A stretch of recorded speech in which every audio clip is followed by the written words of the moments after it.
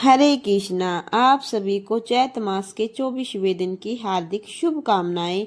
आइए आज हम 24वें अध्याय में हमारी पृथ्वी रोती हुई गौ का रूप धारण कर स्वर्गलोक को जाती है, तब क्या हुआ। व्यास जी बोले, हे राजन सुनिए, अब मैं श्री कृष्ण के महान चरित्र, उनके अवतार के कारण और भगवती के अद्भुत चरित्र का वर्णन करूंगा। एक समय की बात है कि पापियों के भार से अत्यधिक कृश दिन तथा भयभीत पृथ्वी गौ का रूप धारण करके रोती हुई स्वर्गलोक को गई। वहां इंद्र ने पूछा, हे वसुंधरे, इस समय तुम्हें कौन सा भय है? तुम्हें किसने पीड़ा पहुंचाई है और तुम्हें क्या दुख है? यह सुनकर पृथ्वी ने कहा, हे देवेश, यदि आप पूछ ही रहे हैं तो मेरा सारा दुख सुन लीजिए। हे मानद, मैं भार से दबी हुई हूँ।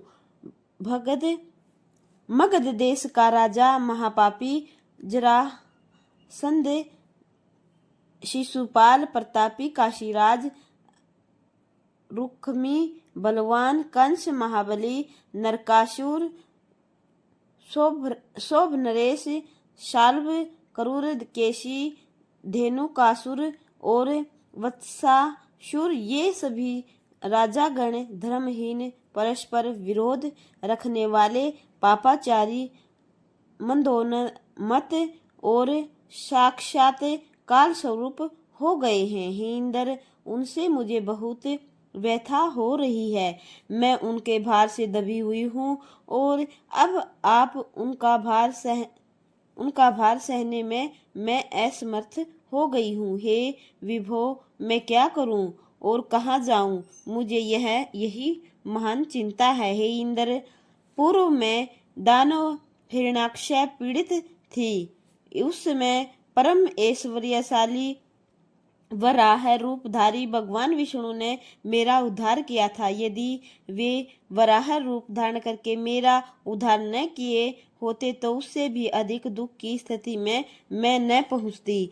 आप ऐसा जानिए, कश्यप के पुत्र दुष्ट दैत्य हिरण्याक्ष ने मुझे चुरा लिया था और उस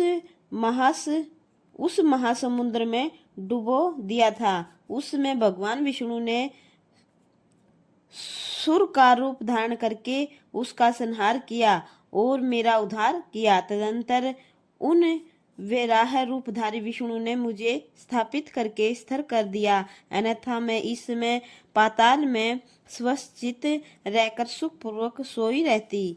हे देवेश, अब मैं दुष्ट आत्मा राजाओं का भार वहन करने में समर्थ नहीं हूँ। हे इंद्र, अब आगे दुष्ट कलयुग आ रहा है, उस समय मैं और भी पीड़ित हो जाऊंगी। अब तो मैं शीघ्र ही रसातल में चली जाऊंगी। अतएव हे देवेश, इस दुख रूपी महासागर से मुझे पार कर दीजिए, मेरा बोझ उतार दीजिए। मैं आपके चरणों में नमन करती हूँ। इंद्र बोले, हे वसुंधरे, मैं इस समय तुम्हारे लिए क्या कर सकता हूँ? तुम ब्रह्मा की शरण में जाओ, वे ही तुम्हारा दुख दूर करेंगे। मैं भी वहां आ जाऊंगा। यह सुनकर पृथ्वी ने तत्काल ब्रह्मालोक के लिए प्रस्थान कर दिया। उसके पीछे पीछे इंद्र भी सभी देवताओं के साथ वहां पहुंच गए। उस आई हुई धेनु को अपने सम्मुख उपस्थित देखकर तथा ध्यान दृष्टि द्वारा उसे पृथ्वी जान करके ब्रह्मा जी ने कहा, हे कल्याणी, तुम किस लिए रो रही हो और तुम्हें कौन सा दुख है? मुझे अभी बताओ। हे पृथ्वी, किस पापचारियों ने तुम्हें पीड़ा पहुंचाई है? मुझे बताओ। दरा बोली, हे जगतपते, यह दुष्ट कली अब आने वाला है।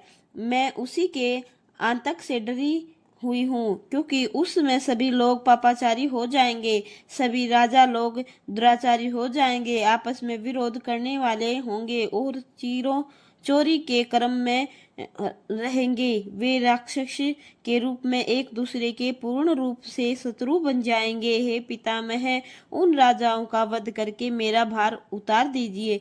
हे महाराज, मैं राजाओं की सेना के भार से दबी हुई हूँ। ब्रह्मा जी बोले, हे देवी, तुम्हारा भार उतारने में मैं समर्थ नहीं हूँ। अब हम दोनों चक्रधारी देवाधिदेव भगवान विष्णु के धाम चलते हैं।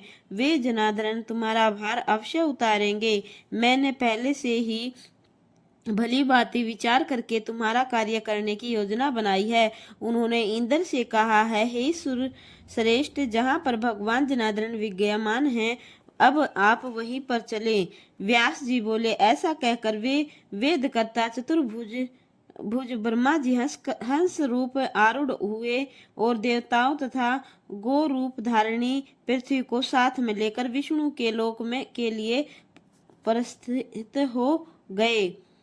वहां पहुंचकर भक्ति से परिपूर्ण हृदय वाले ब्रह्मा जी वेद वाक्यों से उनकी स्तुति करने लगे। ब्रह्मा जी बोले, आप 1000 मस्तकों वाले, 1000 नेत्रों वाले और 1000 पैरों वाले हैं। आप देवताओं के भी आदि देव तथा सनातन वेद पुरुष हैं।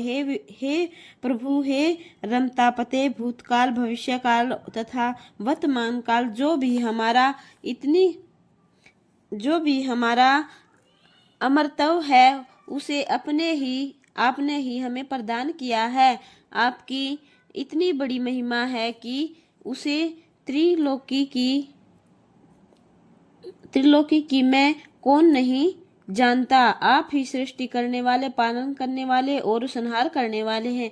आप सर्वव्यापी और सर्वशक्तिमान संपन्न हैं।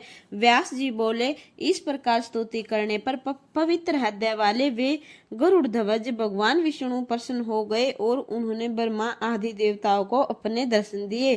प्रसन्न मुखमंडल वाले भगवान विष्णु ने देवताओं का स्वागत किया और विस्तार पूर्वक उनके आगमन का कारण पूछा। तदनंतर ब्रह्मा जी ने उन्हें प्रणाम करने के उपरांत पृथ्वी के दुख का स्मरण करते हुए उनसे कहा, हे विष्णु, हे जनार्दन, अब पृथ्वी का भार दूर कर देना आपका कर्तव्य है। अतः हे दयानिधे,